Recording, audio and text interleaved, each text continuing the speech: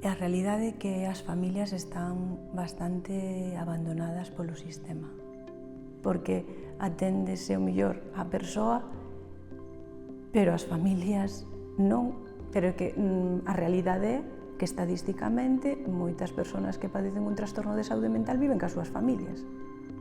As familias tamén as habería que atender. Se esas persoas non se atenden, o sistema falla tamén. Non é casualidade que durante tantos anos o grupo este formado por mulleres, principalmente por nais. Sí que é certo que eu vin a evolución do grupo, é dicir, hai un cambio social.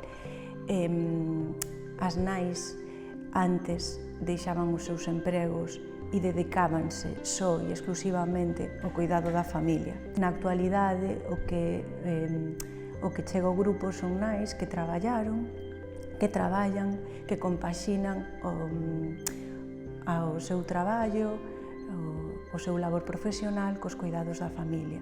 Cando chegan a nós é que xa non poden máis. En realidade, elas aguantan hasta que chega un momento en que xa non poden máis e se dan conta de que necesitan axuda e chegan tamén con moita necesidade de ser comprendidas. O noso cometido é acompañalas nun proceso duro que lles toca vivir e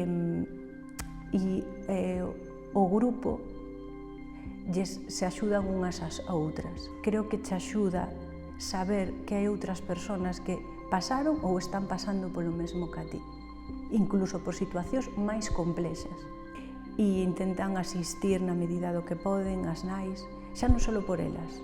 Tamén noto que por acompañar as outras nais que o mellor na reunión anterior notaron que estaban atravesando unha dificultade importante, síntense parte, hai un sentir de pertenencia moi grande e xa non só polo que vou a recibir, sino tamén polo que podo dar.